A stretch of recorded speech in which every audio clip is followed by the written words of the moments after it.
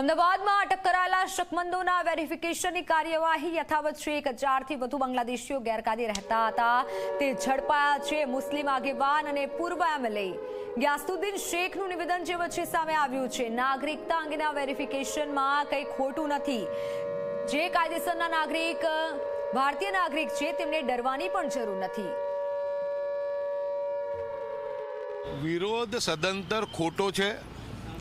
Verification કરવાની સત્તા છે અને ત્યાંથી જે લોકોને લાવ્યા છે એ તમામના પુરાવા ચેક થઈ રહ્યા છે।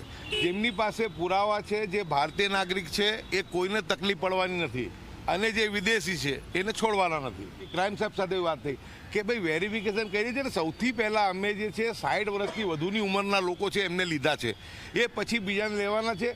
ઘણા બધાના જે આધાર કાર્ડ છે એ સ્કેન થઈ રહ્યા નથી, એટલે અમે એમને કીધું છે કે તમે બીજા કોઈ પુરાવા હોય તો એ પણ લાવજો, માન્ય હશે તો એને પણ આપણે માન્યતા આપીશું।